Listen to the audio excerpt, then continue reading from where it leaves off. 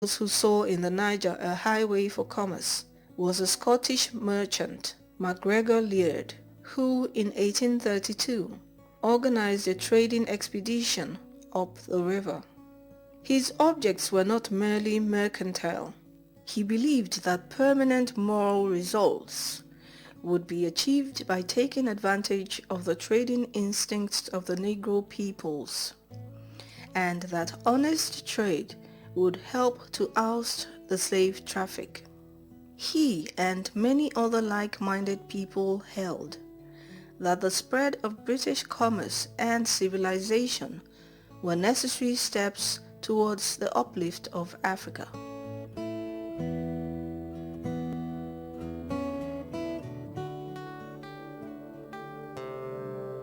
Chapter 3. With the Niger Expedition of 1841.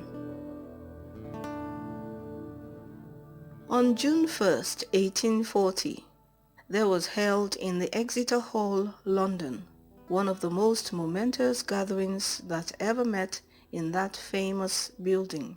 In the chair was the Prince Albert of Saxe-Coburg, who only 4 months before had married the young Queen Victoria. Around him on the platform sat some 25 peers and bishops, and a crowd of members of Parliament and other influential persons. Among the people who thronged the hall, there sat a young Scottish medical student, then unknown, David Livingstone.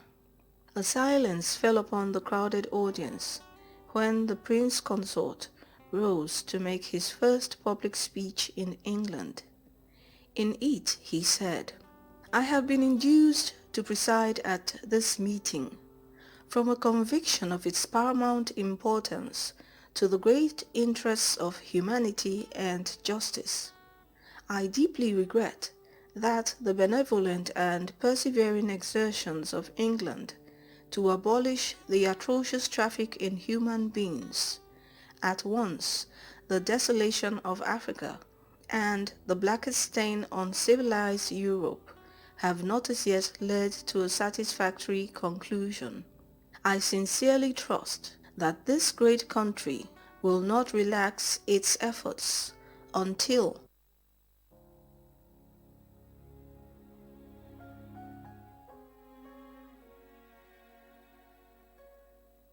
The Lambs of God in the Foundation of Nigeria, first published in print as The Romance of the Black River, subtitled The History of the CMS in Nigeria.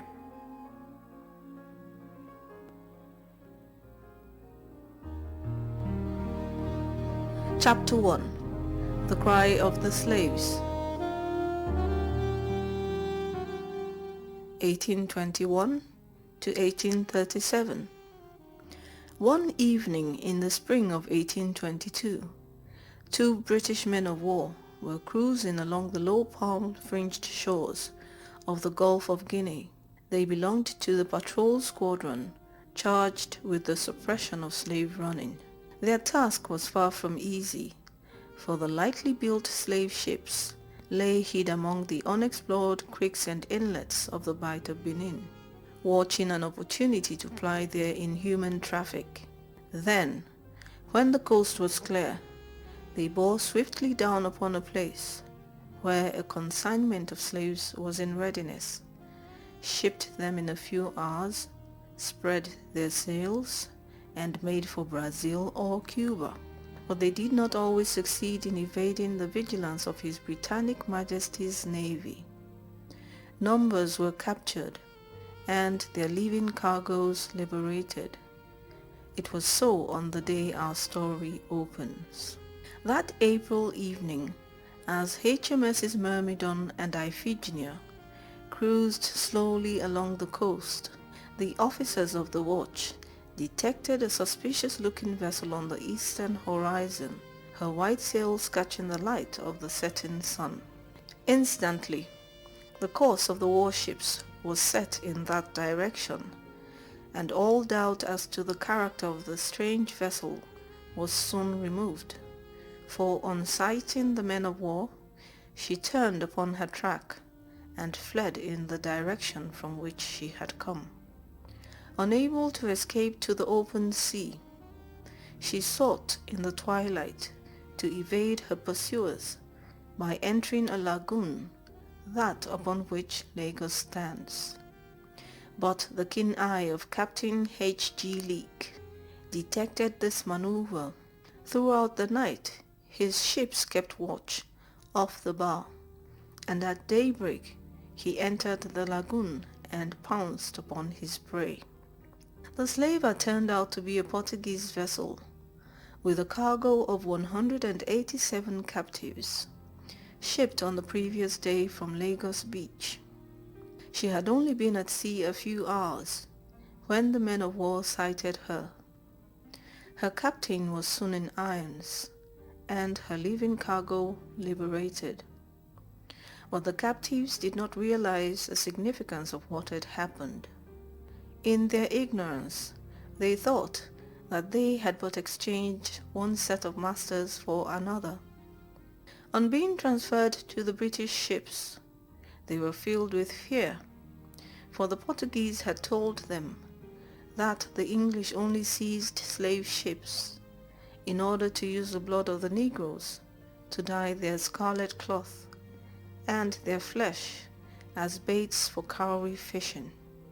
To their terrified imagination, the cannonballs piled on the decks seemed to be the heads of their fellow countrymen, and they mistook for human limbs, some joints of pork hanging up to dry. But being allowed to wander freely about the ship, they soon discovered their mistake.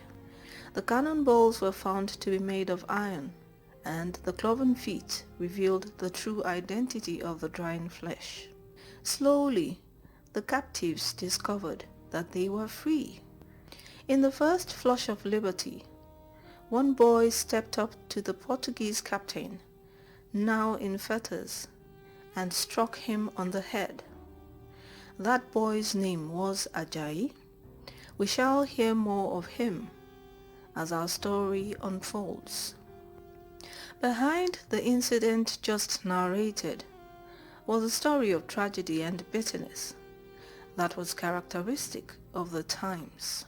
Far away in the vast forests of the Yoruba country, in the Lagos hinterland, was the town of Oshogun, one of the many in that for Africa thickly populated land. Its walls of earth and palisades, defended by a deep moat, were 4 miles in circumference, and its population was estimated to have been at least 12,000. One morning in the early spring of 1821, the people had risen as usual at daybreak. All seemed to be peace and security. From the compounds there rose the sounds of the women pounding yams for the morning meal, and the men were preparing to follow their occupation. Just then, the cry was raised, "The Mohammedans are upon us!" And in an instant, all was confusion. The men seized their weapons and flew to the walls, but the 3,000 they could muster were not enough to hold so long a line of defenses. For 3 or 4 hours, they maintained a stout resistance, but while holding the enemy in check at one point, another party forced an undefended gate and took the town in the rear. Terrible was the scene that followed. The fierce hand-to-hand fighting in the streets, and the cries of the defenders calling to their women to fly to the forest. The fire that spread rapidly from hut to hut.